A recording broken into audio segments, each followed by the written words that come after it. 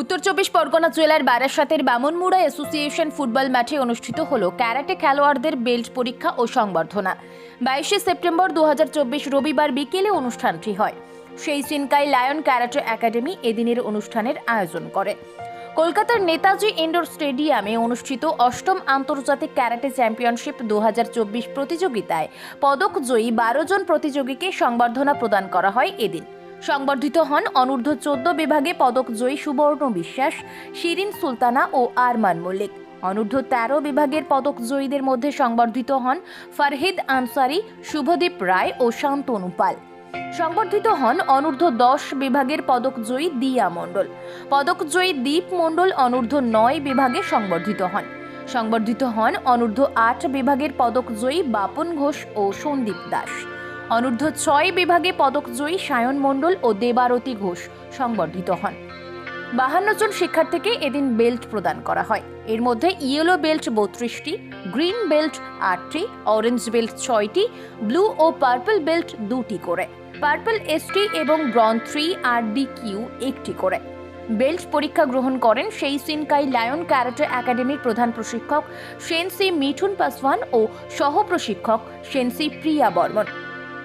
অনুষ্ঠানে উপস্থিত ছিলেন উত্তর চব্বিশ পরগনা জেলা মডেল মাদ্রাসা ইংরেজি মাধ্যমের প্রধান শিক্ষক আব্দুল আনসারি ও সহ শিক্ষক বুরহান উদ্দিন, শ্রী আদর্শ বিদ্যালয়ের প্রধান শিক্ষক প্রদীপ কুমার প্রসাদ, চৌমুহ ক্লাবের ক্রীড়া সম্পাদক হাকিম আলী, বামনমুড়া অ্যাসোসিয়েশনের সদস্য সুশান্ত সেন প্রমুখ।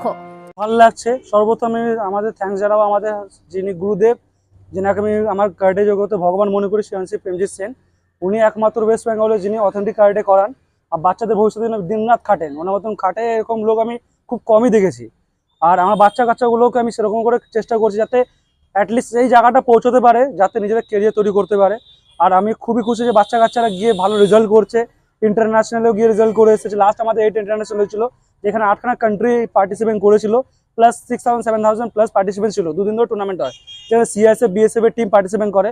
তো সেইখানে এই বাচ্চা কাচ্চাগুলো গিয়ে যে মেডেল নিয়ে আসে, সেটা অনেক বড় ব্যাপার। আর আমি আশা করি কি এরা ফিউচারে একটা ভালো জায়গায় পৌঁছাবে, সেই চেষ্টা আমি লেগে আছি। তারপর বাকি সব ভগবানের ইচ্ছা, ভগবান কতটা সাপোর্ট করছে আমাদের।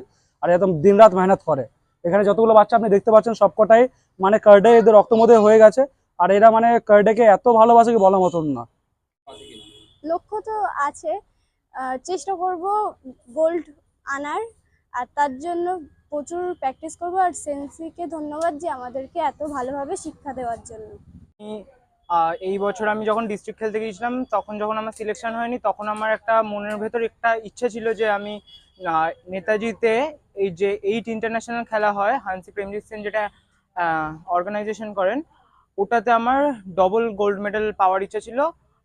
আমি নিজের খুব প্র্যাকটিস করেছি, প্র্যাকটিস করে আমি গোল্ড মেডেল পেয়েছি। আর আমাকে যে প্র্যাকটিস করানো যে সঠিক পথটি, এটি আমাকে আমার সেন্সি মিঠুন পাসওয়ান শিখিয়েছেন, যার জন্য আমি আজকে গোল্ড মেডেলগুলো পেতে পেরেছি। খুবই ভালো লাগছে, এবং আমি যেখানে স্বর্ণপদক পেয়েছি সেখানে আমার স্টেজ সিলেকশন পেয়েছি। আর এই স্টেজ সিলেকশনটা আমি আমার সেন্সির জন্যই পেয়েছি।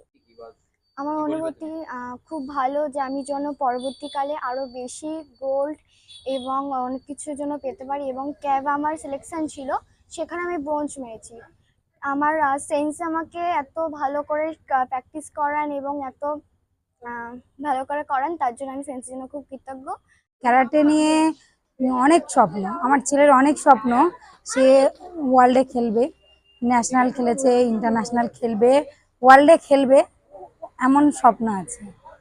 বারাসত থেকে সাদ্দাম হোসেন মিদ্দে ও ফারহান তানভীরের প্রতিবেদন, নতুন সকাল।